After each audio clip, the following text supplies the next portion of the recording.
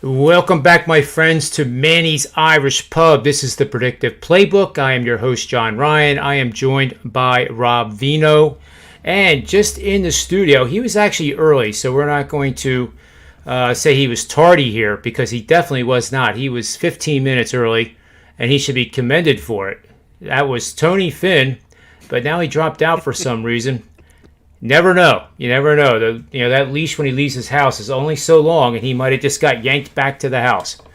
But Rob, we're going to get right to it here. We're going to go over the NBA angle of the day. This supports a money line play, and one of the questions I'm going to have for you and Tony is: does it make more sense to play the money line, or does it make more sense to play -1.5, which I believe is where the line currently is and was earlier today?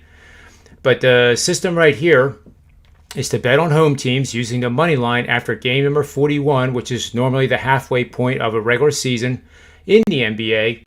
And it's a matchup of two solid ball handling teams committing no more than 14.5 turnovers per game. And the home team is an elite free throw shooting team that makes at least 79% on the season. And their opponent it's just kind of mediocre in free throw shooting, 70 to 75% of their free throws as a team on the season. That combination of parameters has produced a 77-29 record for 73% winning bets over the last 5 seasons. This tells you to bet on the Brooklyn Nets using the money line over the Milwaukee Bucks in Game 2 tonight. And by the way, the last time, this will be the second season in a row the Bucks are down 0-2. The last time was against the Miami Heat, and that series ended pretty quick in 5 games. So welcome to the show, Rob, as always. And with this quick hitter right out of the chute, what do you think of this matchup, and do you think the money line or the betting line is the way to go?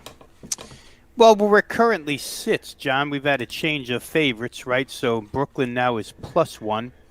So either you take a money line at 5 cents, or you take 1 point in case it ends a 1-point game, you at least get a push, and that costs you 10 cents. So you're saving a nickel by betting money line. You're gaining a point by betting the other side. I think it's 6 of one, half a dozen of the other, really. I guess, I would probably say, and it'll probably happen now, but if it was me betting, I would say the chances of it landing 1 aren't really high percentage chances, so I would take money line. Guys will do what they would do, but I think for the 5 cents, I would certainly play money line in this case, figuring, the Nets +1 or the Nets to win the game. If the Nets, if they lose by 1, I'll go down with the ship. I would say if I was in that position, I'll take them to win the game if I was in that position. Yeah. But there has been a big shift. I mean, it's gone. Yep. All the way, like I say, and I'm just looking off to my other computer here over my shoulder. As we speak, the VIG rises on that -1 in some places. So we'll see if it makes it to 1.5. The James Harden news obviously driving all of this. Whether or not it's worth all of that is another discussion, but certainly it's what's driving it. Yeah, and as we all know, the dynamic trio has only played together for 8 games over this entire season. Harden was out for a long period of time. I think it was 18 games here down the stretch. So what do you think of the reaction of 3.5 points from the opening line to this current dog line for Brooklyn? Given that there's a history of Brooklyn playing very well without James Harden on the floor. I remember quite honestly, you, me, and Tony Finn had many conversations that the best combination among the 3 was Irving and Durant, and not with Harden on the floor. But I am surprised that they moved to a dog, and it looks like they're going to go to 1.5, even though the books probably don't want to do that. Do you think it's too much, or I'm confused on why it has moved so much? Yeah, I just can't get my hands around it. Well, all we can go on is the history of the series this season, right? Now, 3 times out of 4 games that they've played, one being game 1 of this series, and the other 3 being regular season games, and 2 of those were played in May. So it's recent history. It's about a month. They've played 3 times now. All 3 times in that month, James Harden has not played, unless you're counting the 47 seconds he played the other night. The Nets did win the game the other day without James Harden. Prior to that, Milwaukee won by 6. Milwaukee won by 3. Both of those games in Milwaukee. So Milwaukee at home twice with no James Harden. They win both games by short numbers, 3 and 6. Brooklyn without James Harden again at home. They win by whatever the score. I can't remember off the top of my head what the score was the other day, but they win by some margin. I think by 8 points. So, the other game they played, guys, Kyrie Irving didn't play. Milwaukee has never seen all 3 of these guys.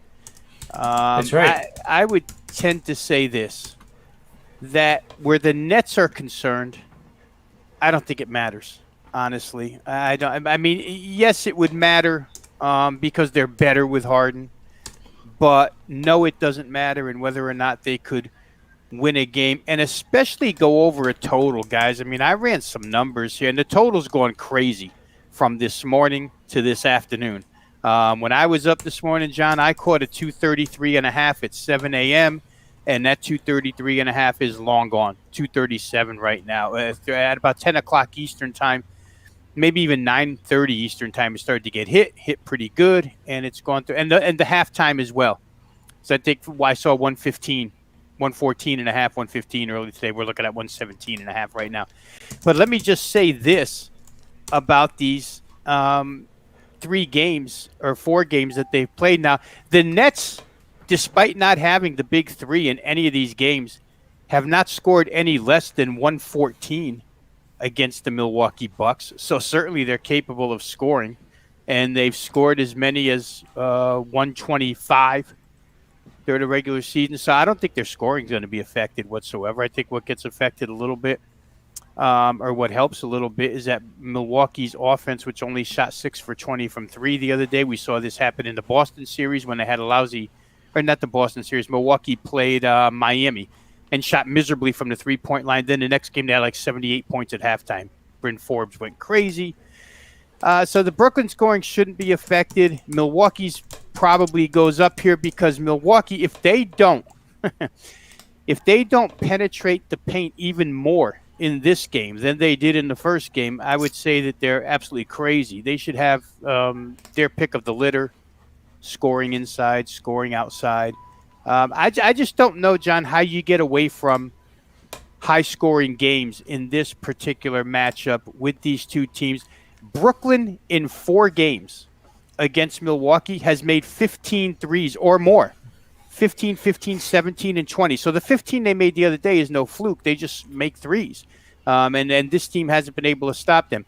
The first half, if you're listening out there and you want to bet first half, the last 3 games have all scored 120 plus in the first half between these teams. So again, does James Harden make a difference where scoring is concerned? Not really. These teams are able to get to where they need to be. The only other game they played, the 4th game, they scored 113 in the first half and then wound up with 135 in the second half, and the game went flying over the total. They put up 248. Where side is concerned, Milwaukee's in the corner, right? Brooklyn they want to get out of there with 2 home wins, hold home court, but Milwaukee would love to get out of there with a split. So the game itself, I'd be a little more indecisive, but I can totally see this move on the total, up. 222 the other day. Yeah. They had 100. How about this? They had a combined 199 field goal attempts, almost 200 field goal attempts in that game. There were no free throws.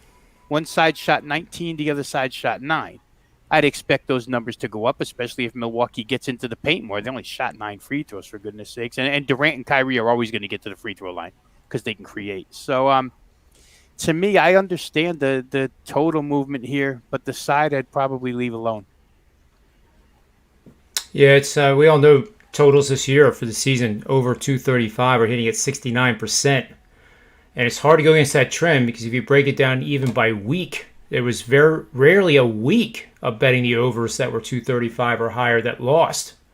And you could have done that blindly and looked like one of the betting gods for sure. Like a betting guy like Tony Finn, for example, who just has been waiting for me to introduce him. What's going on, Tony Finn? I'm happy just listening. In truth, no, you're the live version of the chat room, then. What? You'd be the live version of the chat room with a video. Is that okay? All right. I don't think we want to do that with the chat room, though, Tony. Subtitles. A lot of people don't like being on camera. A lot of people have to be on camera, don't like to be on camera. Truthfully, there's a lot of people that don't like shooting free throws while on camera. No, well, there's a lot of people who don't like shooting free throws in their bathroom with all the blinds shut and hands free because they have you can't shoot a free throw hands free. Well, you can't. Unless you kick it. They're on the bathroom, in the toilet, hands free. Because why? Because they have one of those European toilets. See, that's our life lesson of the show already. 15 minutes in, and look what we just learned. Says European toilets is because it's just escaping me now. Never mind what the name of it is. But here's the deal. I have a question. I have something to pose to both of you guys. Okay. And, I listened to Rob, and all that makes perfect sense. I mean, I too, I didn't release it for some reason. I got busy and didn't release that total, Rob, but I got it myself. Right. And now, of course, releasing it is not that I still don't think it's a winner at this point, but I don't know, something kind of rubs me wrong. Kind of rubs me where I chafing. But here's my question. All the things, the history between these teams, okay? What happens? Let me just throw a scenario at you. What happens if Chris Middleton misses 17 shots, the Bucks miss 26 threes, and they go 11 for 19 from the free throw line against, let's say they do it against Orlando, or let's say they do it against Memphis. Do they lose? Well, those are two different. Against Memphis, they probably lose. Against Orlando, they don't lose. Yeah, I didn't want to throw. Yeah, I just want to throw. I wanted to throw one of the fringe playoff teams. And my question is, do they lose to any? No matter who it might be or who you would mention or I mention, do they lose to any of the playoff teams that made it this season as they qualified for a part of the bracket? Yeah, because, well, I don't know that they did it to this extent, but they did it against Miami and lost, right? That game where they shot absolute garbage from 3-point range. That game went overtime. That's right, and they won. And they won by 2. You're absolutely right. They swept Miami. Well, my question is this. Listen, they were ice, right? They did miss. Middleton did miss 17 shots. The Bucks missed 26 threes. Listen. In truth, you watched it. You guys both watched it. For the most part, they dominated the paint, as you just mentioned, Rob. They dominated the paint. They dominated the rebound, the boards. So I guess my question to you is, and I looked at this, and I asked myself this question several times: is, if they repeat that, or if they improve on that. Let's just say they improve on that, the shooting. Let's say they improve just 4 shots or 4 threes. Does it change the outcome of that game? Well, they only lost by 8. So well, I know. Well, I guess it depends on when they occur, too. I mean, not true. Drill and that's down why too far, but that's why I threw 4 in, because 4 exceeds what the margin was. But we both also know that I hate using that scenario, or I hate using that example when I'm talking to myself or a client or something, because situations change in the last 30 or 60 seconds where that margin, it's just different. If they make 2 shots, if they make 2 of those threes, that margin is probably different, right? Yeah, absolutely. Not because they made the threes, but because of the situation. So I don't know. Listen. I'm the Harden thing. That's not a concern at all for me. Right. The concern Oh, we were is just talking about that. Milwaukee. Yeah, I know. That's why I'm saying I'm kind of referencing what Rob spoke to, and then I'm playing devil advocate here, and that is, if Milwaukee shoots better tonight from the field and from three, all things being equal, and the Nets are the same, do they win? Yes. I think if Milwaukee would take less than 26 threes, which is the number you said they missed, Well, they'd how many probably did win they by take? 15. How many did they take? I I have to look for for 30. It was. Don. It was. I think they were it six. was- I think it was No, I mean, 40. I want to know how many they took in the last 10 minutes of the game. That's what I want to know. So I'll they look were it up. chasing. Right, Way too many. exactly. Right, and they were chasing it. Exactly right. If they're chasing, well, you're going to chase when you're down. Right. You know, when you're Right. down double Yep. digits, you're going to chase. You know. But you got Giannis. You really don't have to but chase. listen, Isn't it better to get 2 points no instead Yeah, of none? But these guys are. I think so, John. They are human. Like Thank you, us. Adam. Adam, where'd Adam come from? I know. I thought that was just. I mean, the second half out of the Bucks in Game 1 was just pathetic in my opinion. But No, I'm not saying. I'm saying that they should. I mean, we all know the logic of taking a 2. We know. Listen, I know the logic. You know the logic. Rob knows the logic in this in shooting threes. If you can make the same amount of threes or 5% more, less threes than you do 2s, depending on the number of shots you're taking, you're better off missing 3s than you are taking 2s. The math, whatever the math might be in this situation, my question is only if everything was the same and if they make just 4 more 3s, which is not a whole lot more, although it's going to raise the percentage what? It's going to raise the percentage of 4%, whatever it might be. Not that much, but do they win? I guess my question is, was that Game 1? Is that what we're going to expect in Game 2? Do we expect Milwaukee to be more competitive? Do we expect Milwaukee to be smarter, more disciplined, more deliberate? I don't think deliberate is something they're going to be. I don't think they will be. But I guess the question is, they lost by 8. And if you look at the stats outside of the rebounds and points in the paint, it looks like to me they should have lost by 25. All right, I'll let you answer your own question here. Thank you. I'll let you answer your own Yes, question. I do. No, go ahead. The 24 missed threes, 6 of 30. Yeah. Were they caused by Brooklyn defense, or No. were they caused by missing open looks? Well, okay. Let me Open answer looks. a question. Let me answer your question with a question. This gonna go on all day, buddy. Yes, it is. What did Middleton shoot from the 3-point line? Middleton shot pretty terrible. 0 for 5 Oh, from 3 points. from line. 3 points. Yeah, 0 for 5. Middleton did. Mm-hmm. Okay. Bryn Forbes 1 for 5. Those two combined. Okay. are 1 for 10. What does Middleton shoot in the season from the 3-point line? And Brooke Forbes. They're both over 40%, aren't they? Yes. Yes. Without- So I know. I guess my question is, to answer your question, no, I don't think they were defended. I don't think they were defended at all Right. by the Nets. In fact, we both know the Nets are not a superior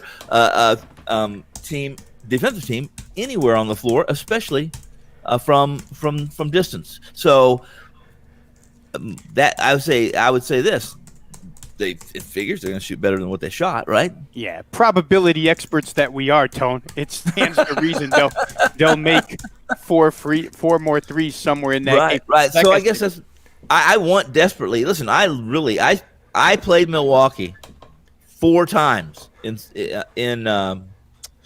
the first round. I did not play this game, this Game 1 game, mostly because nor did I play the Philly game. A lot of questions that I needed to have answered before I pushed across the counter. I really want to play Milwaukee here, is what I want to, because of the scenario I just, the picture I just painted for you. But I can't. Something's preventing me from doing so. So Yeah, I need them. I didn't play them, but again, Right.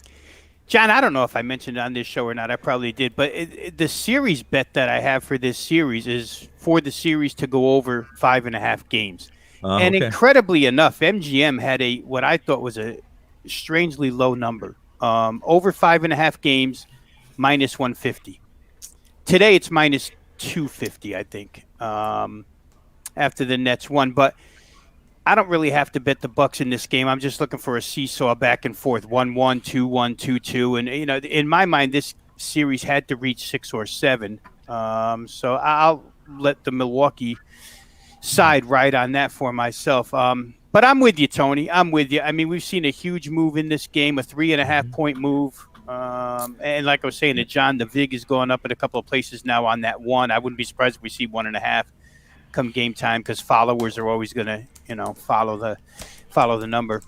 But if they shoot better, they should. And Tony, if the game situation is different, because you were talking about game situation before, if they're not in chase mode, they're going downhill to the rim the entire game and get fouled or get dunks or get layups or get something, because they can't stop it. It's funny you brought that up too, and just I'll listen to Adam and John and you for a while I look something else up. But the first thing I did was, my first thought was, if I'm going to be in Milwaukee, I don't want to be part of that chase. You see, I don't want to be part of it. So what did I do? I started to look up what's Milwaukee's history been this year of first quarters. How have they performed early on? How have they, and even in the limited role or a limited number, small sample size against the Nets, how did it perform? And I got interrupted. So it was just about an hour and a half ago, I never got to look.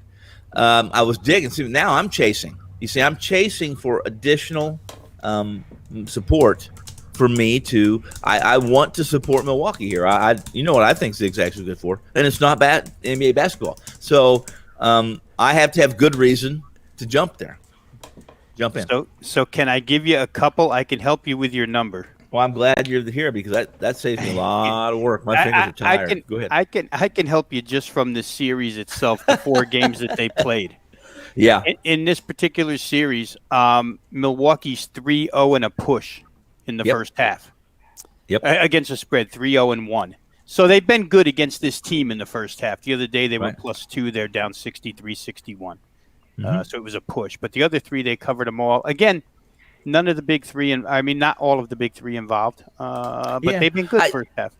I would agree with you, though. Listen, I think the big 3, when the 3 of them are on the court together, I don't think it's necessary for all 3 of them to be on the court together. Now, if they're all active and they're all available, I think the advantage it gives them is they're a hell of. But when the 4 stanza rolls around, they're just fresher too, and that they can do much of what they did 3 minutes in and they're warmed up as they can 3 minutes into the fourth, where I don't know if you guys agree, but NBA basketball is different. It's a different animal, and there's despite the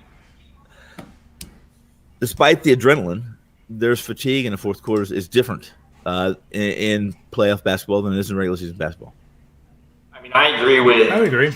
I agree with Ski. The Bucks should be just pounding it inside, because they would score easily. I'm disappointed. I didn't play the first game. I'm not playing today, but I did like the Bucks, and it was disappointing to see them just get away from what they should be doing to be successful in the second half. You had something up there from Bill. He's right. I don't think the Bucks can play any worse, and they only lost by 8. So, but I kind of agree with Tony. Like, I don't know if it's like the move, and now I've missed it, but I want to take the Bucks here, but I don't. I like it. I think that's the only way I would play if I was going to play tonight, but there's just not enough there for me to make a bet. I lean Bucks, but that's about. What if I told you? What if I told you this? The reason I'm not jumping in head first, because I know how deep the water is, and if I'm not careful, we'll run. Here, and here's my issue with the Bucks. As much as I like the Bucks, as much as I think that they're a space and pace team that can not only does their points every time they score in the paint, they make it that much easier for their perimeter shooters. I mean, that's how it's just that much easier.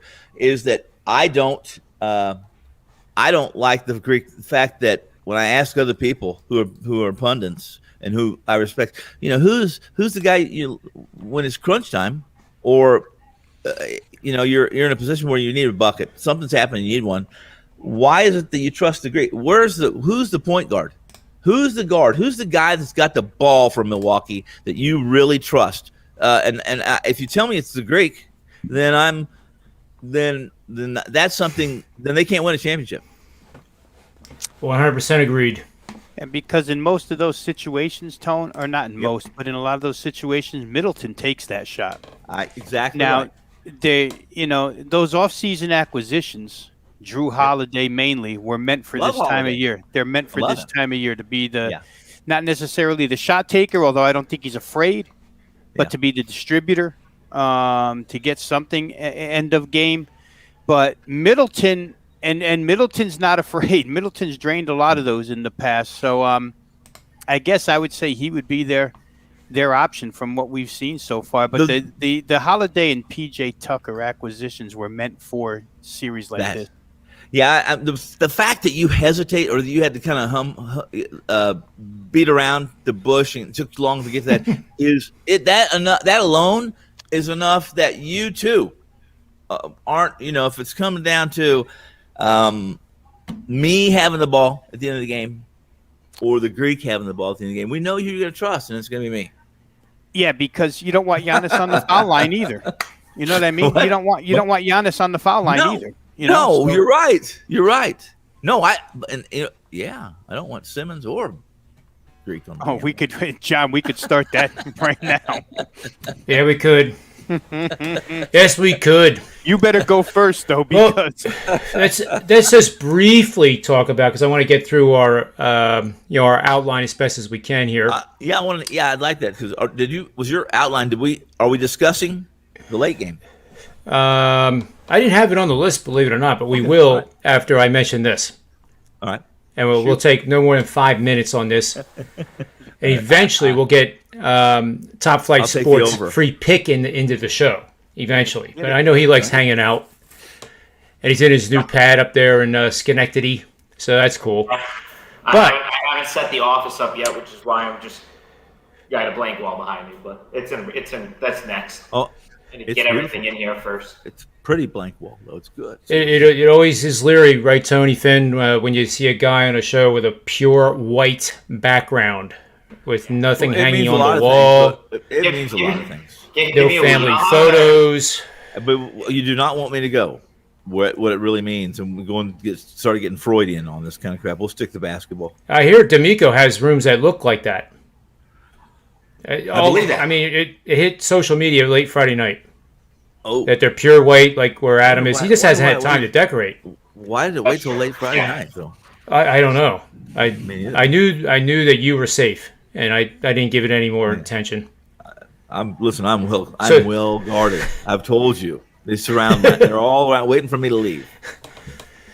So the Sixers, and you guys have anointed me as a Sixer fan. I will emphasize every possible opportunity that Rob Vino and I happen to live within close proximity to Philadelphia. We also live close proximity to New York City. Okay? But I've become a defender of sorts. And I have to admit that I pretty much gagged when I turned on the game midway through the first quarter, having issued out a underplay. And I've been hot, so every time it's just a matter of time until you hit that clunker, right, to the betting gods slap you in the face and say you're really not that good. However, that game, what do you think? I just want to know real quickly from both of you, that furious defensive-led comeback in the fourth quarter. First of all, it's a two-part question. Do you think, and in my opinion, it's happened time and time again, you have a star player like Embiid, he's not expected to play, and then right at the last minute, he's playing. And I'm making the premise that the team did not know this until, say, an hour before game time, or less. Do you think that causes a letdown, knowing that this is going to be a piece of cake now? We got Embiid in the lineup. He's looking good. I mean, during warm-up, he did look good. So was there a little bit of a letdown on the whole team because Embiid was there to carry them across the finish line? And the second thing is, did they deliver a message to Atlanta that you just better not even show up in Game 2 because this is what we're going to do to you for 4 quarters? The only thing I have to say about this before they go, I don't like any changes really close to game time. It's why I list my pitchers in baseball. If the pitching change gets scratched, I usually just want to be out of it. I feel the same way about something like that. I don't like a game plan being in place and then something changing right away. That's all I have to say about it. So I figured I'd get it out there. Rob Vino? Well, where Embiid was concerned, guys, that 20 minutes before the game in shoot-around when he took his last shot and drained it, and the crowd that was already in attendance went crazy, I think that was uplifting for Philadelphia. Doc had said that they basically formed 2 different game plans. Although, Friday was a little confusing, guys, because Doc was hemming and hawing. I hope he's able to play at some point during the playoffs, where Dwight Howard, who was at practice, said he looks wonderful. I'm not too worried about him. So the coach could have just been playing coy a little bit, and maybe they knew all along, unless something really went wrong, that Joel was going to play in that game. It seems that way now after seeing what we saw yesterday. But I don't know that it had a negative effect on them, John. I just think they got it. First game is always a feel-out process, right? First games are difficult, and it's a different matchup than Washington. I mean, it's a far different – Washington doesn't have that guy, and I know that where Bradley Beal is concerned, as great as he is, Bradley Beal's nowhere near the three-point shooter Trae Young is. And what Trae Young brings to the table is, if you want to play off of me, I'll shoot over you. And Danny Green tried, and he blew by Danny Green to the right time after time. Ben Simmons tried to start the third quarter. He picked up 2 fouls within the first 3 minutes. Matisse came in, and while he got beat a couple of times, I still think he's the best option. Maybe they have to trap this guy. I don't know. But the problem with Atlanta is they're just surrounded with other guys that can shoot, much like Utah. Bogdanovich, Kevin Huerter, John Collins. Everybody on this team can score. And it's one thing to try. Embiid said today, we have no answer for Trae Young. It's a different matchup. It's a problematic matchup for this team. And I'll say this to your question real quick about does the defensive frenzy and the comeback at the end of the game. Listen, the Hawks look like a high school team or a church league team that never saw a press before. So maybe a full court. And it's true. To that point, when the ball got into Kevin Huerter's hands and when the ball got into Bogdanovich's hands, they just couldn't make quick enough decisions. Some folks from the Atlanta side, and even some neutral folks say that the referees just let them play and that they were raking arms to steal the ball and whatnot. All that being what it is, it's playoff basketball. You have to be able to find your way out of a press. But I'm not so sure Philadelphia can press for 48 minutes, guys. That looked like the best defensive weapon they had was a trapping full-court press. And you're not going to do it for 48 minutes. They did it out of desperation in a furious rally, and they got to a point where I'll let Tony go on this, but you know what? They mean something at all points in the game, and if Ben had made only 2 more free throws in that contest along the line, they're not staring at 5-point deficits. They're staring at one possession deficits, and the game's played entirely differently at the end. So in that fashion, he cost them. But I don't know that the defensive frenzy at the end sends any real message, unless you're going to do that from the get-go. And I just don't, no pro team does that for 48 minutes. So we'll see how game 2 goes. Philadelphia felt them out. Now they won the second half, which if you're a Sixers fan, that's a pretty good sign. They won the second half. But I think Atlanta got complacent. There was a lot of talk about how many threes Atlanta made, but how about how many they shot? They still only shot 42% from 3. And guys, I could give you 100+ games this year where teams shot 42% from 3-point range. That's not uncommon. So it's not like that was some mirage where Atlanta just came out and, they shot lights out and they can't possibly do it again. They could do it again. I think they started chucking up threes with a 25-point lead just because they got a little lazy. But we'll see, John. That's just my thoughts on that game. In Game 2, Philadelphia, we see the price, right? The price is 5.5, 5.5, as opposed to what it was yesterday. So can't blow 2 at home. That's padded into the number. We'll see if Atlanta brings it again. But so far, they've been pretty good, these playoffs, against good defensive teams. I'm going to guess that Thibault starts because that worked real well with the Wizards, and I know I've been I've been preaching that sermon for about 3 months now, but they finally did it, and that worked. And to his credit, he drained a couple threes that were nice, soft shots, and that's an X factor there, I think. But I wouldn't be surprised if Sixers do that full court press when Trae Young is out of the game and just suddenly, bring it on for spurts of 2 or 3 minutes, cause chaos, see what they can get out of it. And then, if nothing else, maybe that forces Trae Young back into the game sooner than they want to put him back in. Fatigue's an issue even with a kid that young. Just kind of like things rolling around my head. Yeah, you would hope that Nate McMillan spent all day today at practice. That's what I was going to say. That's what you would hope, right? I'm sure. Looking at how to break down the Princeton press from 1972, I think probably would be a good film. The first pass isn't into the deep corner. Yep. I'll tell you that just from Oh, that pass that kid threw, I don't know who it was on the Hawks, but he literally jumped up and just got super lucky throwing it down the middle of the court. And I would, as a reporter, I would want to ask that guy, did you just do that or did you know the guy was there? Because that was like, oh my God.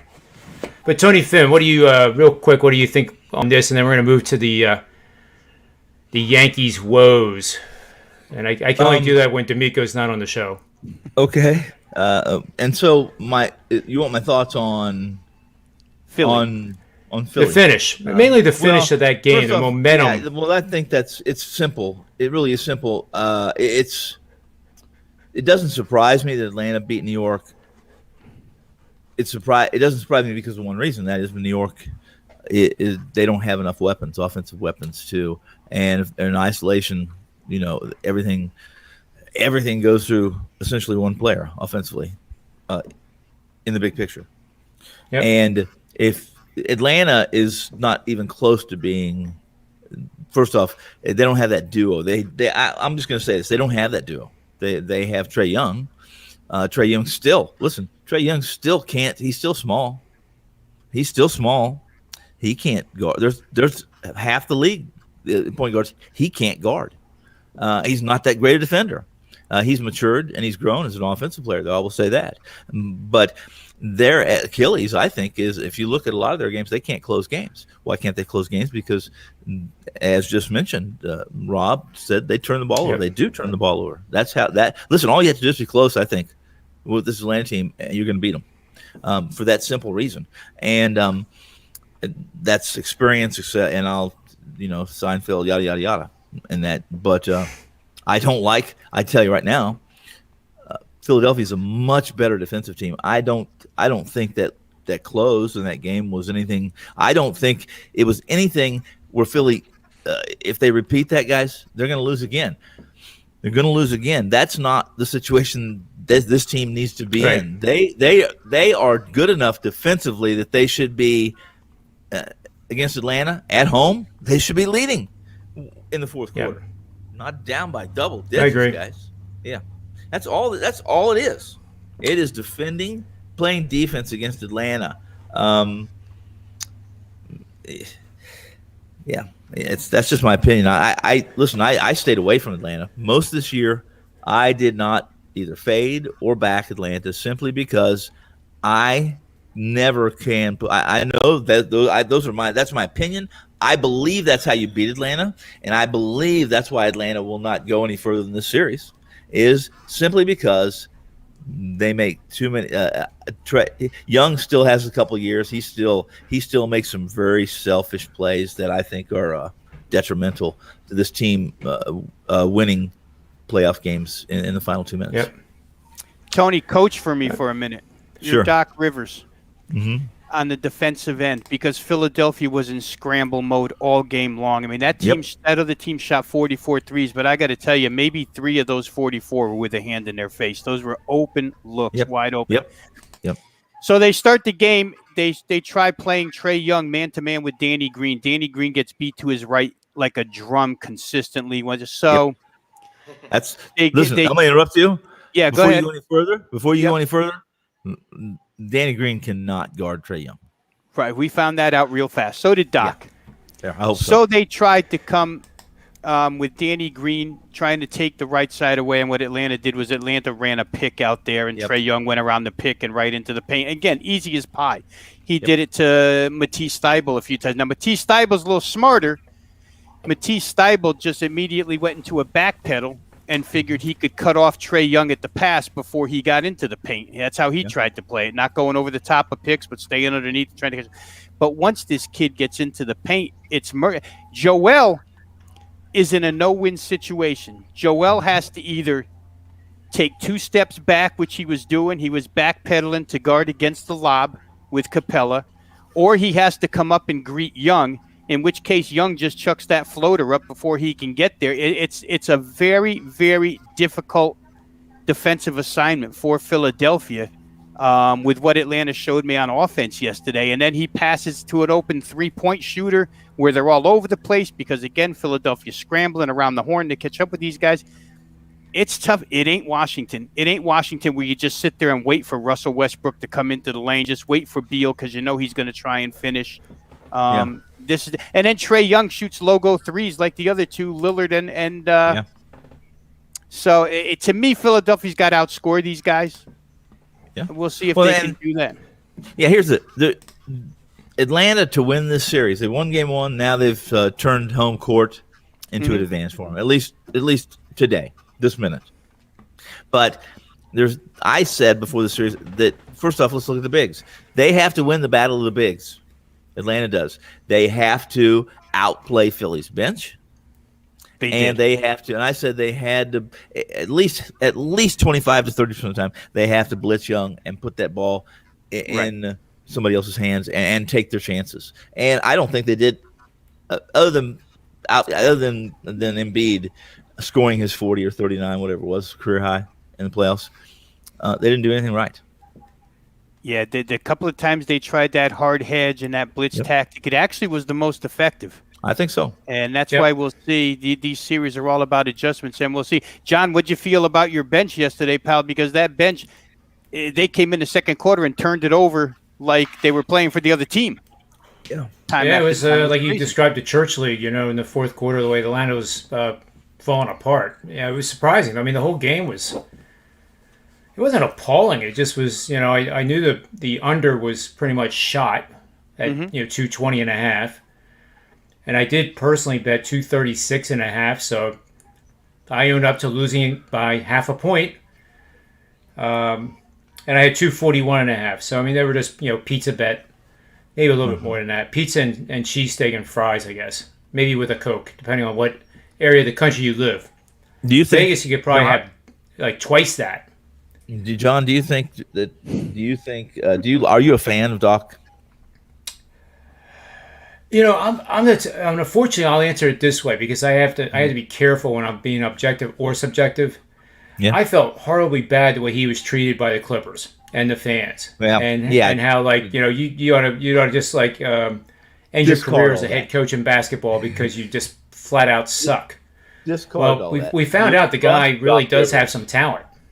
Okay. So I kind of cheer for those underdogs. Is he too much of a player's coach? Because I think he's a cheerleader in too many ways. He's a cheerleader in too many ways, and instead of me taking out the hammer and breaking my kid's finger as a disciplinary. That's one of the reasons you're not allowed to leave the house. Here's the deal: Trae Young loves. He's built for playoff basketball. In truth, he loves being a villain. And he scores more points away from home than he does at home. Why? He thrives on it. Again, we're not going to play Lambeer basketball, not in my lifetime, ever again in the NBA. Okay? This is video NBA We are playing the new generation's NBA. It's video. Am I right? Here's the deal. You got to put Trae Young on his ass a couple times. You have to put him on his ass a couple times. That little shit cannot be coming down the lane like that. He's probably taller than you. Well, did you see the Mayweather fight last night? No. Did you watch I absolutely refuse to subject myself. I would have watched The Bachelorette before I would have watched that.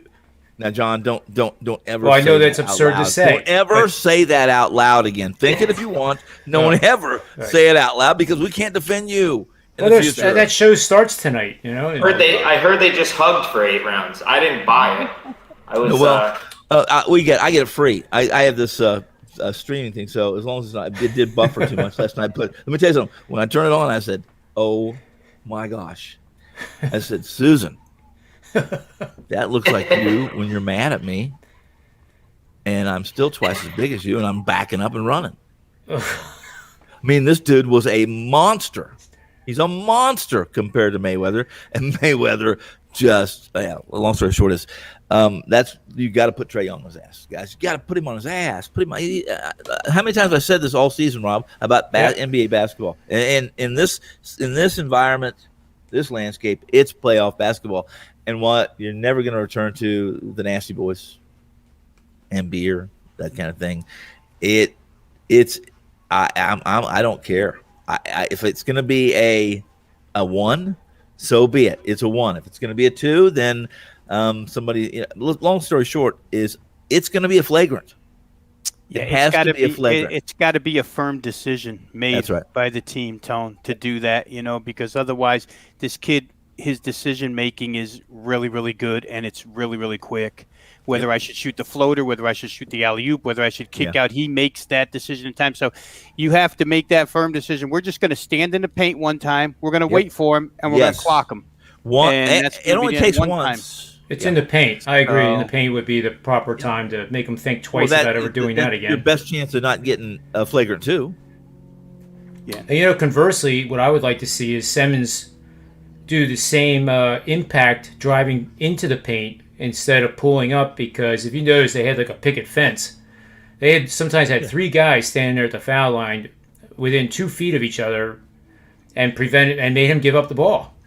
Instead, just run one of them over. I mean, the dude's pretty big. He's like 250 and 6'11", and what is it? E equals MC squared, if I remember right. Mass times velocity equals ouch. Yes. That'd be the same thing. That'd be the same message. I don't care how tough the guy says he is. When you clock somebody when they're in the air, and you clock somebody at the rim, especially basketball players in this day and age, in this NBA, they may get up, shake it off, act like it was nothing. But I promise you, the next time they're in that situation, they have a less chance of making the shot because they remember. I agree. Adam, wrap this thing up for us. Game 2 of the whole series. Give us something. Yeah. Give us some. I'll be perfectly honest. Like I'm not betting either of these basketball games tonight, and I don't have. Like, I wish I had more to add to the basketball conversation, but for whatever reason, he's trying to say we're transitioning to baseball, is what he's saying. Yeah, I mean, to be honest, I found it really hard to get anywhere with either of the basketball games. I already said in the first one I would the only way I could play it would be the Bucks, and the other one tonight I see the entire world is on Phoenix, and I don't know that I disagree with that. So I won't do it because that's not my style. I don't like, I try to not be on the very public side, but I have a hard time disagreeing with Phoenix. And if you want my opinion tomorrow, I'm still kicking myself about not betting the Hawks in game 1. Like I stared at it as soon as they said Embiid was playing, and it went to like 4. It started to move up, and I was just I had my hand on the mouse and didn't click it. Like I was that close to betting Atlanta in that game and didn't. Hey, Adam, Adam, what if I told you that What if they told you that they knew 2.5, 3 hours before the game tipped they knew Embiid was playing. Yeah, it doesn't really. I mean, I like the. Would that surprise you? Would that surprise you? No, it wouldn't. And I also, I knew I liked the Hawks regardless, and it didn't change my opinion. But I don't know. I think Rob said it. Game ones. For a while, I never the hardest handicap in the world. NBA game one, especially first round. Especially first round. For a while, I just threw them out. Right. I never and I still do that to an extent. I really don't get involved a ton with game ones. That's actually probably the only reason I didn't bet the Bucks on Saturday, because I thought the Bucks were a really good bet in game one, and the only reason I didn't bet it is because I kind of made a rule for myself years ago to not bet game ones of these series. So, I'll be interested to see what happens in Suns Nuggets. I'd probably take the Nuggets. If I had to bet it, I would probably take the points, simply because it is Suns it just seems like that side that just everyone's on. But I don't really want to bet against the Suns team. I like them. I think they're a good team. So I just don't have much with the NBA. I might get involved in Hawks Sixers tomorrow, but the problem is I feel like I'm going to like Philly, and I know I'm not going to want to lay that inflated number. So I probably won't get there either on those. I'll be focused on the other sports. I did win in WNBA last night, though. So, but before you stop, just tell Adam. I mean, just tell John real quick, Adam, that you think the Sixers are going to win the series. That way, he can transition and feel good about things. You know what? I've been pro Atlanta Hawks all year, so I like this Hawks team. Kevin Huerter's a local guy to me, so I've followed him since he was in high school, basically.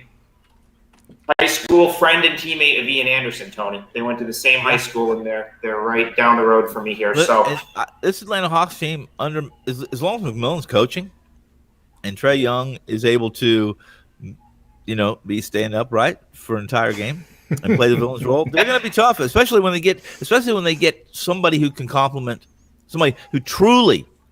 The DeRozan, all those championship teams have typically had that complement to the two stars. One of the reasons I think the Nets are kind of a public choice, not only that, pundit's choice for that matter. But I still think they have ways to go. They still have ways to go. I think I love Capella. Listen, I'm a big Capella fan, but they have to have a step better than Capella as well too. In the thing. Well, it's supposed to be John Collins. Yes, it is. You're right. It is supposed to be John Collins. And I mean, until he and Trae Young got in their little riff, but they seem to have solved that.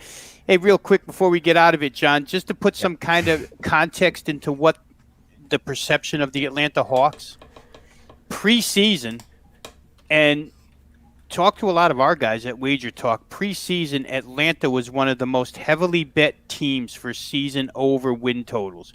Over.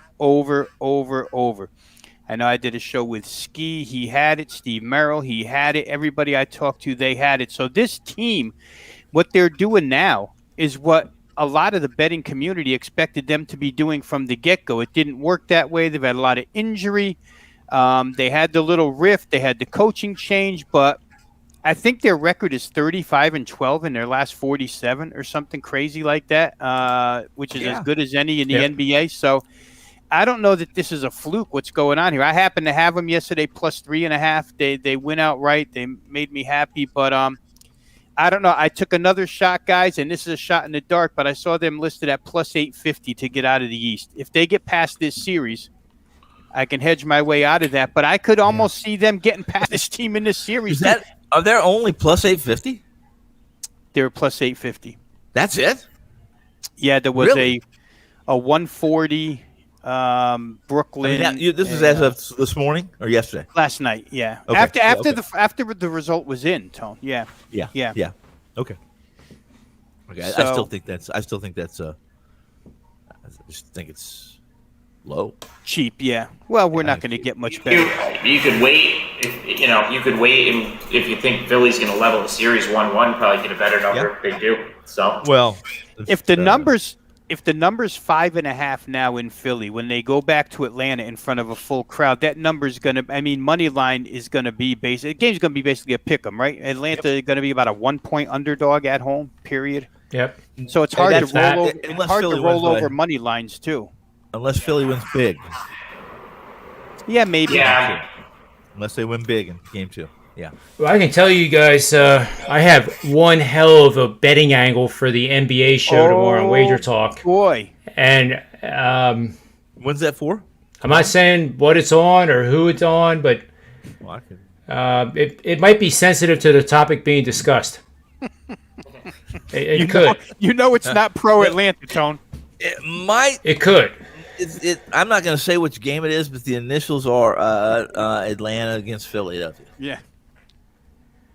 It might be. You just have to tune in to find out, or you wait till come on the Manny's Pub Show and find out then. But it's actually been released. I actually put it out early tonight, so everybody in the world could have 30 more hours to see it.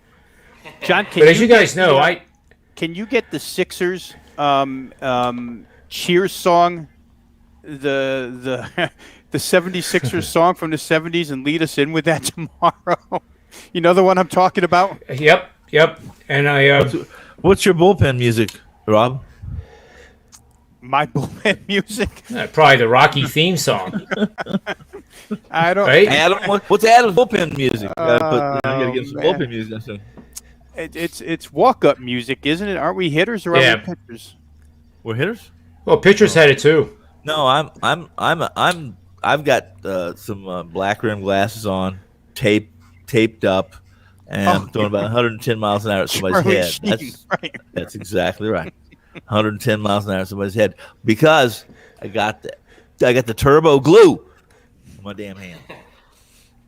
Real quick, I'm going to hog the NHL session here. Do it. Go. Oh, one last thing. I usually have I have thousands of these betting angles, right? The betting systems, and on any given day, I can have a game with 4 or 5 supporting systems on both teams.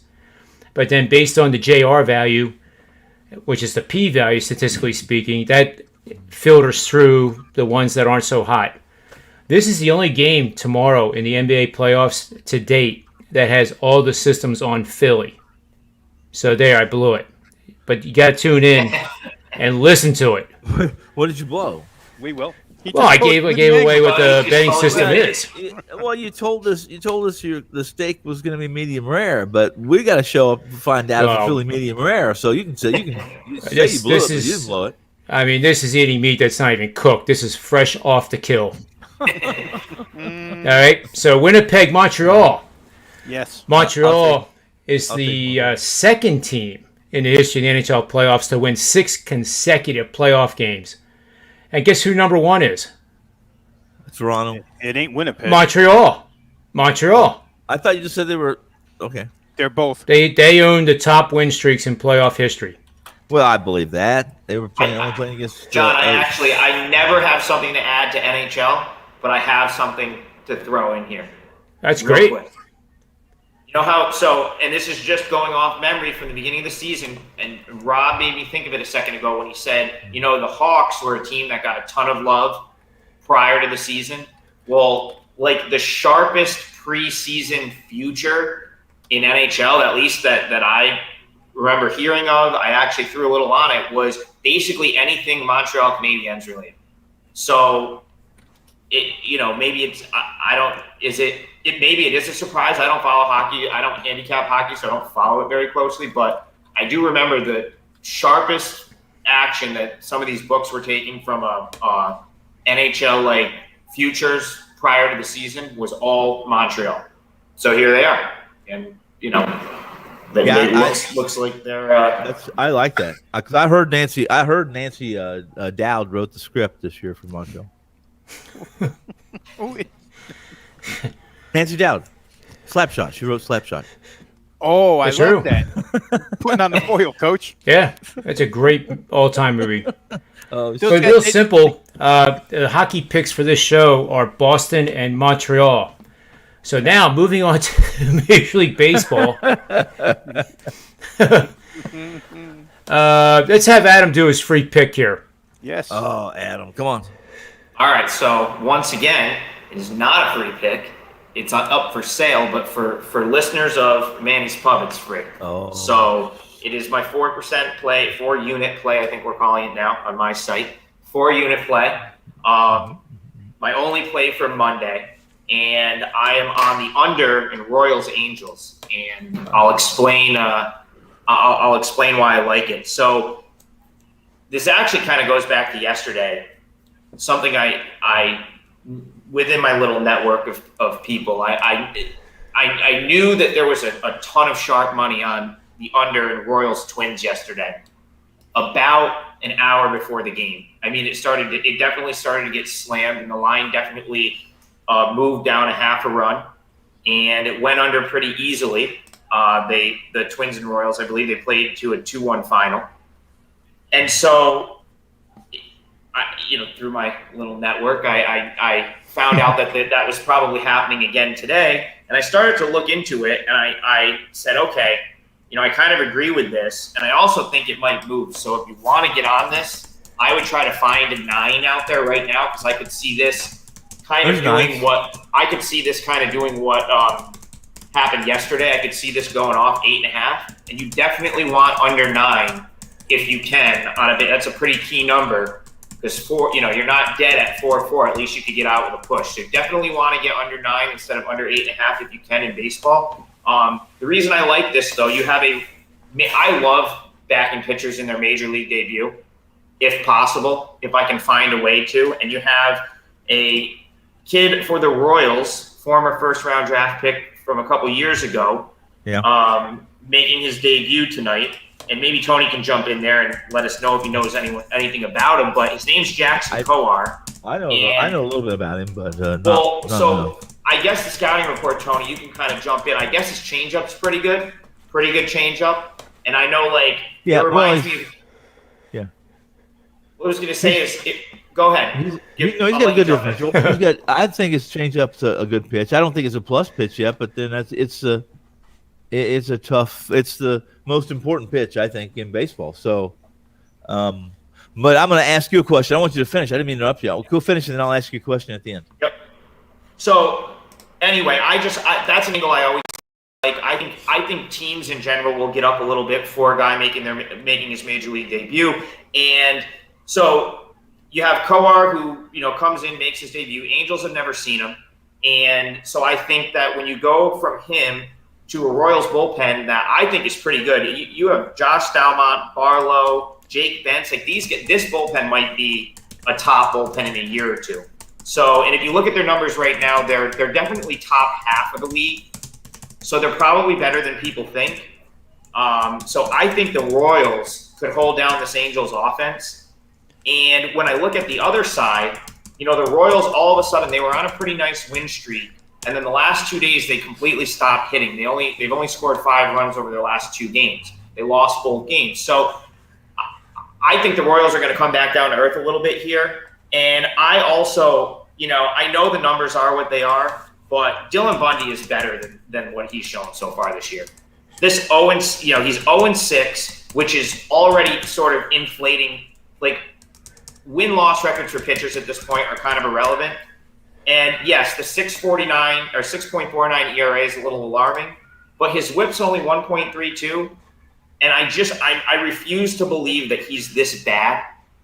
And his best, if you go back to mid-April, his best start of the season so far: 7 innings, 2 earned runs, 5 hits, 6 strikeouts, 2 walks, came in Kansas City against the Royals. So I just think Bundy's due for something good to happen. I don't think he's as bad as his numbers are suggesting. And I think you're getting a Royals offense that's very cold, suddenly cold, because they crushed the ball throughout their win streak. And now the last 2 days, they've disappeared offensively. If the Royals can put it together pitching if Kowar can throw a couple good innings in his major league debut and they can get to what I think is a pretty good Royals bullpen, I think under 9 is probably likely here. I like it. I love it. And we had comment in the chat room that really tough to back Dylan Bundy, but I think Dylan is the right side, and I could care less that he's 0-6. Yep. Sometimes you have a lot of bad luck, and it doesn't go your way, especially at the Major League Baseball level. Most pitchers are within a few games of 500 once you get to the midway point. There's guys now that are, I guess, Kershaw has 8 wins. A couple guys have 9, I think. But overall, I think, if Mr. Finn was backing Dylan Bundy on the baseball show, no, you weren't? You were? No, I'm not. No. Oh, you weren't? No. Oh, on the baseball show? Oh, I said if I was in that. I said if I was in that room. If I was in that room, I would lean to the Angels certainly because I always fade, almost always fade rookie debut. The guys doing the debut almost always fade them. I don't care who they are. I don't care if it's if they were McClain, Danny McClain. Don't care. Well, but Bundy, my problem with Bundy is just his exit velocity, and the fact is that he's so prone to. He's such a fly ball heavy pitcher, and he's so prone to home runs. It's I don't know what was last game he gave up like 3, I think. He's just allowing so many home runs, and everybody his strand rate. Truthfully, what Adam states is true. When you have a strand rate that's under 60%, you can't help but have some positive regression at some point in time, without question. Yeah, and look at his ERA against his WHIP. I mean, his WHIP's only 1.32. That's not terrible for a starting pitcher. I mean, that ERA feels like it's just astronomical. He's only walked 15 guys all year, which doesn't seem terrible. Well, his command, he's been forcing that deal. His again, I still don't like his command. If you look at the catcher, where the glove is and where he's putting it, that's been an issue. That's why he's catching too much to the plate sometimes. But my question but the Royals cooled off, though. Oh, yeah. How did they cool off? How did they cool off against Barrios and Farrell? Or Barrios, let's put it that way. But I was surprised that they cooled off against Minnesota. But my question to you is this. I was told that Fairchild, and I'm not supposed to say this, but I'm going to say it anyway. Fairchild is the umpire tonight. I'm not supposed to. I'm supposed to not tell people. Just so you know, I have it's not written in stone. They don't typically announce it until 4 hours before game time, but we're about there, aren't we? Yeah, we're closer than that. So I'm guessing that's accurate. And Fairchild's only has he ranks of active umpires. Here's the problem. He has I think he's in the bottom 18% of strikeout percentage. His strikeout percentage or Ks to base on balls is one of the lowest in the league. Now he's not been a terrible over to under record wise, but some of his peripherals are concerning. If you take into account umpires, which I do. So now I've seen Fairchild call some monster K zones, but typically they're not in game 1 of a series. They're typically in getaway games. You know what I mean? So. Well, yeah. I have some to show you, Mr. Finn. Okay, what? Show me. If it's going to be Fairchild, you show me Fairchild. It's another really eye-catching picture of mine. Well, let me pull up. That's not the one here. Because that was my one. It was Lopez, but they scratched him for the Marlins. How dare they? Right. But now here you have a guy that's never faced the Padres, to my knowledge. And you mentioned I mentioned that on the show. Yep. Not once. Not one batter. That's advantage Frito-Lay tonight. Is that Adbert? Yeah. So Tony, why wouldn't you give the advantage to Coar since no one's ever seen him before? Well, I don't do that because I don't do that with rookie. Here's what we don't know about Coar. Here's what I do know about rookie debuts. I know that more often than not, it's you have to be exceptional, or should I say, you have to have played for Miami. You have to have been through some of these situations, not once, not twice, but a dozen times, where you can overcome the nerves and the jitters and that these guys are, they're such egomaniacs. To play at this level, you have to have quite an ego anyway. And I don't begrudge anybody for having an ego. And a short memory. But they typically are not as good as they should be. So I'm playing probabilities, see? So I'm not saying Kozar shouldn't have some advantage at first 1 or 2 times through the lineup. As long as he can command his stuff, I would agree with that. He's a big guy. He's a big guy, Adam. When he lets go of the ball, you think the ball's already on top of you. I think he's 6'7". So he's a big kid, if I'm not mistaken. I'm going to show this betting angle again. What's that? I'm going to show this betting angle again, and then I'm going to let Rob Vino speak. Okay, well, I can't pull up the screen. I don't know where we are. Rob Vino's my Philadelphia fan-based friend. Oh, God. Now look at this. I'm going to tell you flat out I do have a strong opinion on this, and we can debate this on another show. But a guy that's facing a team for the first time, it is far different for even Major League Baseball batters to study video, study release points, study motions, jerkiness, whatever it is, than have to face them in a live situation. When it becomes live, and a guy like Adbert Alzolov, Frito-Lay, and the stuff that he has, I think, and I feel strongly about this. You know, I don't get too bold on the show here, but this is a play that I think the Cubs are going to destroy the Padres tonight. Well, it destroys it. They're in San Diego. They'll cover the run line. Well, I would take the alternate run line minus 1.5 and bet the Cubs. I think most people agree with you. You've seen the money has started moving in this game. Last night it started, but when they almost closed the business, it started moving. It's been moving ever since in the Cubs' favor. Humbly said, because I know the betting guys don't like it when I get full of myself a little bit. You guys know I've been seeing the cards pretty good, and this one really sticks out to me. And I could have egg on my face tomorrow for being so bold, but I think Chicago wins this start to finish. And that's the betting angle of the day. I'll take 2.5 runs, and I'll give you 2-1. How does he come up with these? Like, does he think that's? I mean, does he think he's talking to a chair? No, I would never. I mean, nobody in their right mind would do that bet except for Steve Merrill. But you are so incorrect. I get people to do it all the time. Ski. I'm also one that will take that. I will give away the farm if I really like something like you're doing, and I believe wholeheartedly that I'm right. Then I typically will. If the line's 5, I'll give you 8. That's how. So you would do minus 2.5 on the Cubs. That's probably like plus 350, 450. 350, 450. I think I said 2-1. Well, my line is plus 350 if I'm going to make a bet with you. If you're taking the other side of it, I need 350. You need 3. You mean to tell me you need 350 on the alternative? Is that what the alternative line is? Robin Adam, what would you make that line? The Cubs as a slight dog. I mean, call it pick 'em if you want. It's a pick 'em. Minus 2.5 on the road? It's not 350. Against the mighty Padres? I mean, I'm with you, John. I definitely lean Cubs there. I wouldn't lay any sort of obnoxious alternate run line, but I saw it now.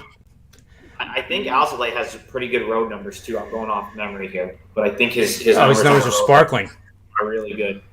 And excellent control. He did face the Padres last series, though. Didn't he pitch pretty good against them? I thought he faced the Padres. Yeah, and Weathers got bombed. Weathers got bombed. I'd take it back. I'm only going to give you 1.8 to 1. I think Alzolay pitched in that series too. He pitched pretty good, right? Didn't he? Yeah. So that's I guess that's the only concern. Maybe is that they just saw him and now they're seeing him 5 days later. But like, I don't know. I mean, I was on the Cubs yesterday. I didn't have a great week last week. The only 2 baseball bets I cashed, I think, were Cubs in both the Hendricks starts. So, I like this Cubs team, though. I think they're a little undervalued for a Cubs team, which is uncharacteristic. Usually the Cubs, when they're decent, are a team that gets bet, and I feel like people are sleeping on the Cubs a little bit right now. And I think it's reflected in some of the lines, or some of their prices lately.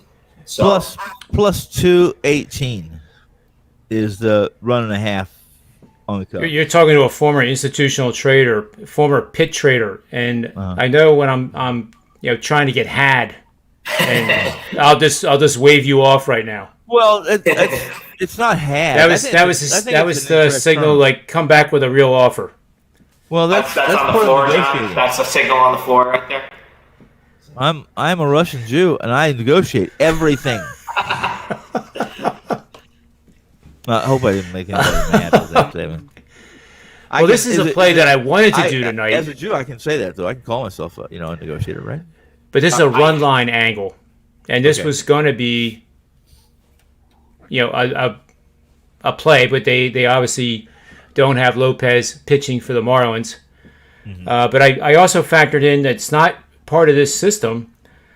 The fact that the Red Sox swept the Yankees at Bronx, it's a letdown. It's a letdown at Yankee Stadium. Yeah, right. Game. Yeah. 2011 was the last time, and we see it in football. You beat the reigning Super Bowl champs, and what happens when you go home? You lay an egg against the worst team in the league, and everybody hates you. Yeah, it's not NFL Sunday letdown, but it's a letdown. I think you're right, John. And Miami's coming off their longest losing streak, I think, since 2016. Eight games, yes. Arbitrage. Right, bounce back versus regression are these two teams. So what are we getting? This system still applies tonight, even though they changed the pitchers, but I didn't release it. But for those that are looking at it, I mean, this is a pretty darn good one. $100 bettors made $6,000 in the last 5 seasons, just following these two simple rules. Oh, I see. Well, the Red Sox are up 1-0, so just so you know. Well, then I should definitely get on the live. The Marlins now, right? Jump. Hey, I'll run the numbers tomorrow. I'm going to write it down. In that one that I had, just because of this year, the big favorites of minus. It was either I have the notes. It was either minus 200, minus 225, and up. They've been a winner the last couple of years. We're at home and trailed 2-0 at home as a big time favorite. That's an in-game. That's an ATM. So far this year in the Major League Baseball, that is an ATM. Whether it stays like that, I don't know. Now he said it. Nothing stays like that. Nothing's an ATM for very long, or they do something about it, and an ATM gets stolen or it gets lost. So we covered everything except PGA golf, and there's not enough time for me to do that because that would be another half hour. All right. So let's go around the horn with some quick final thoughts, final best bets. 2 minutes. I'll give you double the time that other shows give you. Double? With no horn or whistle to embarrass you. That gives me 2 minutes. Okay, go ahead. So let's start with Adam, and then I'll go, Rob Vino, and then Tony Finn will bring up the anchor. All right, so here's my final thought. Obviously, I won't get that. I just gave out my four-unit play for today. Under and Royals, Angels under 9. My final thought, because we were going to talk about it and didn't. Tony, John, you emailed us and said, what's wrong with the Yankees? And my thoughts on that are they just don't really hit. They have they're hitting 228 as a team, but there's a sabermetric stat called base runs. It's BSR. They are minus 13, which is dead last in the league. Love it. That's number of runs a team should have scored. They're minus 13. It's dead last in the majors by a long margin, like a huge margin. So they are worse than Detroit, far, Tony. Huh? They are worse than Detroit. Yeah, way worse. They're so far at the bottom of the league that minus 13 it's almost seems like an outlier type number. And so, that tells me that maybe the Yankees, in the near future might be a play on because, it seems like they're not scoring runs that most, should have as in quotations when you look up BSR. So, it seems leaving sort of freebies out there or at least runs that, are in convertible spots, like man on third, less than 2 outs, or stranding a lot of guys in scoring position. So, yeah, it's not pretty right now, but I would look to bet on the Yankees going forward because I think we'll get some positive regression there. I love it. Absolutely love it. So now I actually need another minute, and since I'm the host, I can change the order. So we'll go to Rob Vino because I feel bad. He hasn't really been given the mic very much. That's fine. This show. But let's see what he thinks for final thoughts and best bet. Put a nipple on it, too, then. Yeah, Tone, I need that. Sensitive hanging around you. Rob isn't. He's not a needy guy at all. Right. Do you think he's a needy guy? Not at all. I don't think so. I agree. You're right. Listen, I'll go with what I said on the NBA tip-off show. Phoenix Denver first half total opened up at 111.5. It's currently 113, but I still played it over anyway. The 3 games in this series, guys, and these are old. These are old history. The 3 times these teams played were all in January. Denver had guys that no longer exist on this team. Paul Millsap's no longer a starter. Aaron Gordon's taken his place. Jamal Murray out for the season. Gary Harris has been replaced by Austin Rivers. Gary Harris in Orlando. Campazzo obviously playing for Murray. And Michael Porter Jr. is taking over at the small forward. Will Barton's still out. So it's a different team. But these results are hard to ignore. These teams played 3 times. Phoenix won every single first half. 60-49. 68-54, 61-58. Game totals 119, 122, 109. Denver won every second half, and the totals went down to 100, 96, and 77.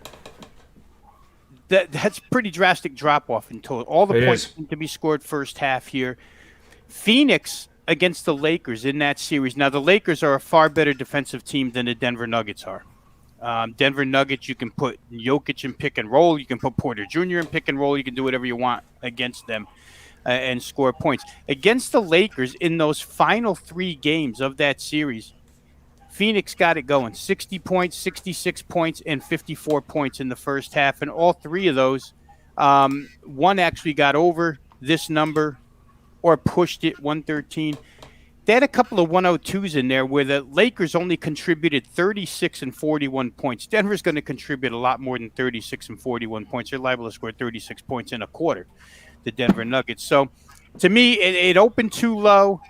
The bettors caught on to it. They bet it up. I still think it's good, over 113. That's the way I'm going to play it here. I think Phoenix-Denver first half goes over 113. Real quick, guys, on the Dylan Bundy thing. And Tone, I'm in complete agreement there. Dylan Bundy, the one thing that's wrecked his career, sabotage it, is the home run ball. And you're always afraid of this guy giving up home runs. And he's given up 7 home runs in his last 12 innings. And all of a sudden, he was going along nice. And when it hits him, he doesn't get out of that real quick. No. Royals, I mean, either they could stay in their slump or this could be the perfect elixir for their slump. Dylan Bundy, I don't know which. But that's a guy that, wow, when he gives up long balls, they come in bunches. And it's like, stay away from that for each. Hopefully there's solos in if he gives any up tonight to keep that thing under the number. And with rookie pitchers, there used to be a pretty much a standard rule amongst bettors. Rookie left-handed pitchers in their debut were bet-ons against major league lineups. For whatever reason, it worked quite a bit. You don't see as many left-handers. Left-handers come with different motions, blah, blah, blah. But rookie left-handers were always a bet-on, and right-handers, I don't know, never really a rule for them. But I don't even know if that left-handed rule really exists anymore, guys, but it was pretty good moneymaker for a lot of years. And Randy Weathers, by the way, in his first 14 innings this year as a left-hander, and he didn't pitch deep into games off the bat, but he only allowed 4 hits in his first 14 innings. Saw 5 different teams, and none really got to him first time through. So it's just something to keep in mind with rookie left-handers that may be coming up rest of the season. It's good stuff, Rob. Excellent. So, Tony Finn, the stage is yours, my friend, for 2 minutes. Oh, not only 2 minutes. Let me make it short. First of all, my best bet. I played this when I played the over. I played this as well, and I played the team to make the most free throws tonight. Be the Brooklyn Nets are only minus 113, and and it didn't say to take the most free throw shots. It says teams to make the most free throws, and the Nets are a better free throw shooting team. They're a better shooting team than most teams. Yeah. So I played that. Essentially playing the standard juice, and really it's less than standard juice in most props. So I got minus 13.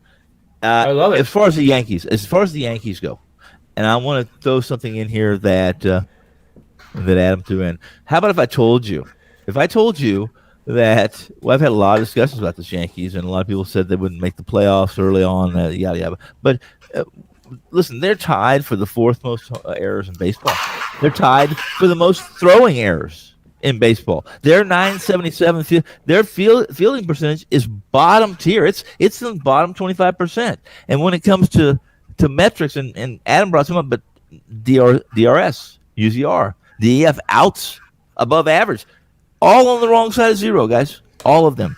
And the rotation outside of Jared Cole have been disappointment. So how do you win with those kind of metrics?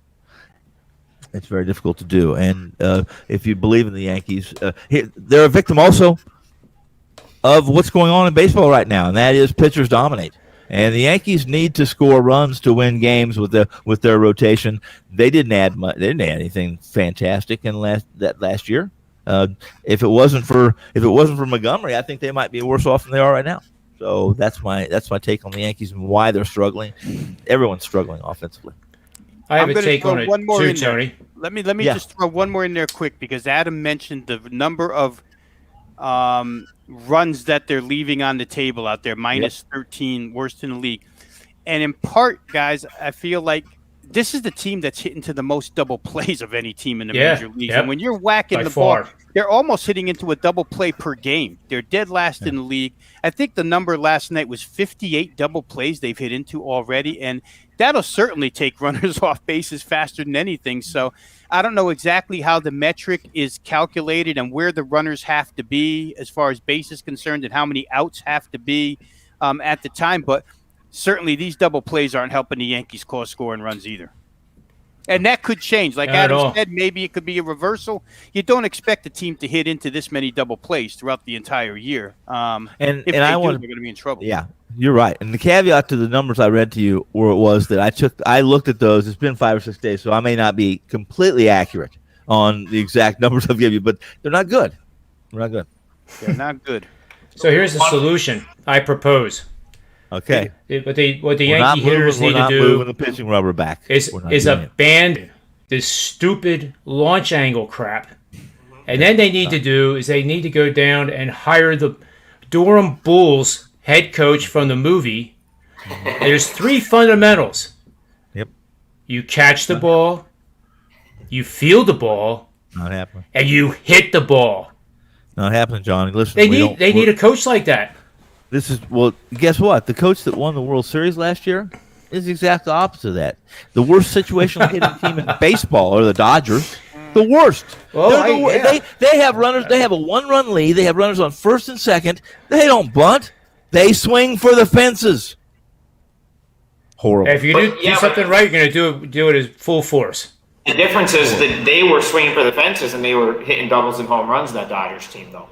So instead of double plays. Except for when I bet on them, and I need another run because of that damn run line, because I don't want to lay the 280, and they're swinging for the damn fences. It's just ridiculous. Listen, and then Jansen, I got a 5-run lead. I knew this was going to come up. Kylie Jensen, your buddy. Jansen comes in. Didn't Dodgers run line cash a ton last year, though? I feel like it cashed all the time. Dodgers run. Well, I can say this. Yeah, if you're going to play the Dodgers. And as long as they're on the road, I don't play home at home. So there's no reason to play -1. You can play -1 if you want, but you might as well play -1.5. Hell, play -2.5 because John will give you like plus 500. If I want to. Because I don't want to jump on Dave Roberts' back and ride that horse into the ground for the 50th time with Tony. We both agree Dave Roberts is a mess. If I look at him with his hands hanging over the rail one more time while his pitchers are getting destroyed. But garbage cans and all, I'm going to talk managers here. All of that aside, Alex Cora, what he's done in Boston all of a sudden is unbelievable. Now, stealing signs. I don't know how he's doing it. I have no idea. No trash can lids. At some point in time, maybe I have to figure he's just a damn good manager because this talent is no different than what they put on the field last year as far as his everyday lineup is concerned. And they hit the baseball, and they're, 36-23? They're going to have the best 60-game turnaround of any team. You guys Rob, That's a remember? season high too. You remember I told you about those magazines when we were kids that you could get on there and Alex Cora bought those glasses as X-ray glasses and he puts those some bitches on. It's fucking magical. I thought maybe Boston was doing well See-through because they're women's from New clothes. England and it's like New England's football team. They deflated the balls. I mean, he could be contacting possible. Belichick, and Belichick's Yeah. always a step ahead of the law. But I mean, in his defense, and listen, they beat the Dodgers in a World Series and with their garbage cans. And I'm a Dodger fan at heart, so I don't care for Alex Cora, but you can't deny the job he's doing with that team. I mean, nobody thought I they'd agree. be in the spot they're in right now. I 60 agree. games He's in, a man right now. Manager of the year. He'll win that. Hands He'd win down. that thing hands down. And they I got agree. Chris Sale throwing. Don't What's forget he throwing? that. What's he throwing? Caution to the wind. He's throwing off the mound. He's actually doing drills throwing off the mound. He's throwing up, Tone. I gave the Red Just, Sox. I mean, seriously, think of Sale coming back to that lineup that would be huge. later this year. If he's right. Maybe. Yep. Go ahead, Adam. Yeah. I was gonna say I gave Red Sox 25-1 to win the AL East out on John Ryan's show a day before the season. So Well done. Absolutely well done. It ain't We'll have to 25 cut that out and air it. Yeah, I mean, I'll probably try to. I have the Blue Jays too, so I'm gonna just kind of see how. Well, things you got to play beat out. Tampa Bay first. You got to beat Yeah, Tampa Bay. I know. Those sons of bitches. They find a way to. I know. They find a way to have John Ryan get on the mound and have success. Yeah. And on that same show, I talked about how it was partially because I was fading the Rays and the Yankees were way overpriced. So the Rays I the agree. Rays look very good. The Rays are much better than I expected them to be. But If they hit left-handers, if they can hit a left-handed pitcher, they're pretty good. It's kind of like Ben Simmons. If he can shoot a jump shot, how good would Philly? Hey. That's tomorrow's show. You're ahead of yourself again, Tony. Here's my picks for the shows.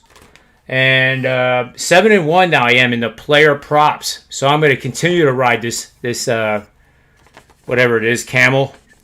Camel. All right. Well, camel being that someday I'm going to fall off a camel and not be able to hit sand. That's how you go through those streaks, right?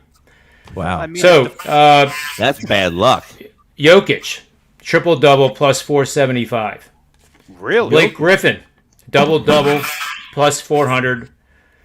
Joe Harris, and this is my favorite one. Joe Harris, 20.5 minus 105, and I got Manny's pick. He gave me a sheet of paper again. He's 2-0. Manny. Going for 3-0.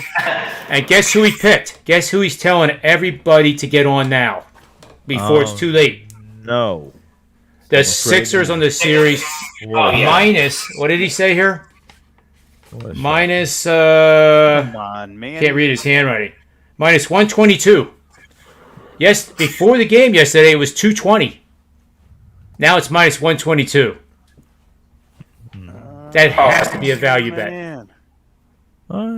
yeah, if you, And even Manny like said the, so. if you even like the Sixers a little bit, you have to make that bet. I think. Yeah, because if they win, I think they're the tomorrow- better team. I honestly do. And I know Trae Young, Tony Finn made some great points. So did both of you guys. All you did. I just think tomorrow night, and again, I like root for underdogs like Doc Rivers getting just absolutely hammered by the LA media last year, and maybe it was warranted. But sometimes it goes overboard, and you start insulting family members and all that kind of nonsense. It was a pandemic. And You I got nothing else to gravitate lie towards about. those guys. I can't help myself.